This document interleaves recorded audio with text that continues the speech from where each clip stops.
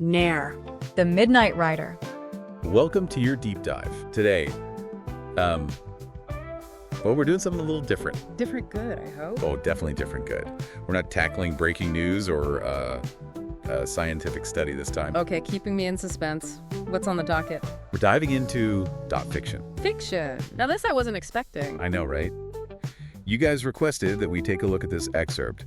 It's from a story called Ner and Fights the Dark Demons Within. Ner and Fights the Dark Demons Within. Okay, I'm intrigued. And a little apprehensive, I get it. But hear me out, all right? This isn't just any story. It's got some really interesting ideas, themes, and that's where our expert here comes in to help us unpack it all. Absolutely. When I first read this, I have to say I was really struck by, well, we'll get into that. No spoilers. Okay, so our excerpt. It centers around this young character, Liza, who's being, well, possessed isn't quite the right word. More like tormented by these dark demons. Ooh, dark demons. Those are some loaded words right there. Right. And we're dropped right into the climax of it all, where she's being freed by this, well, mysterious figure. Yeah. But before we get to him, those dark demons, that imagery really jumped out at me. It's got to be metaphorical, right? Definitely. And that's one of the things I love about fiction. It can take these complex, even abstract ideas like internal struggles, negative emotions, and make them tangible through metaphors, like dark demons. Everyone knows what it feels like to be overwhelmed, to have those days where everything feels impossible. Those demons, they represent that darkness we all carry within us. And the way those demons are described, it's easy to picture them, right? Like they're almost off the physical beings. Exactly. Fiction gives us the language to express those feelings, those experiences that we might not even have words for otherwise. And this idea of light that comes up too, it's that classic battle between light and darkness that we see in stories across cultures and throughout history. Right. And it's not just about the demons, it's about Liza's journey throughout this whole ordeal, you know?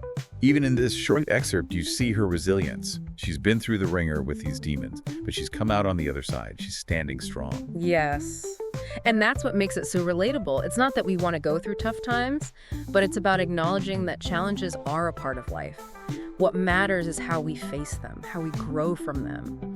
Liza's journey, even just this glimpse of it, it embodies that universal struggle, that potential we all have within us. Absolutely. And speaking of journeys, Liza's not alone in this, is she? That's where this mysterious figure comes in, the one who helps her break free. He's called a wanderer, but we don't really learn anything else about him. What do you make of that? It's interesting, right? He doesn't just swoop in and save the day. He's not a superhero who magically fixes everything. He's more of a guide. He gives her support, but ultimately her freedom comes from within. So it's not about being rescued, it's about finding that strength within yourself. Precisely. And this wanderer, this guide, it reminded me of those archetypal figures you see in mythology and stories across cultures, Gandalf in Lord of the Rings, Dumbledore in Harry Potter, even those wise oracles from ancient myths, their mentors offering guidance, but ultimately the journey, the fight, it's ours to take. That's a powerful thought. We all have people in our lives who offer guidance, support.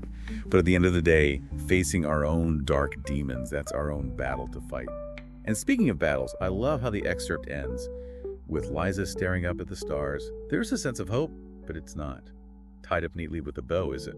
It's open-ended. And that's what makes it so powerful. These open endings, they invite us, the listeners, the readers, to keep the story going in our own minds. What does that light mean for Liza? How does she carry this experience with her? It's up to us to imagine, to consider. And maybe even relate it back to our own lives, right? Exactly. It makes us ask ourselves, what are the dark demons we're battling? What would our own inner light look like? It's a powerful prompt for self-reflection. It really is.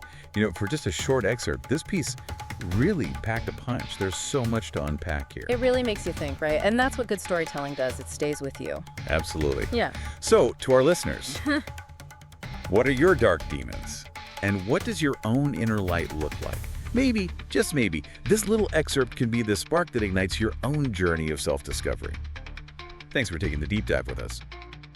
Look for Nair, the Midnight Rider, in YouTube. Nair, the Guardian of the Innocents. Ner, la guardián de los inocentes.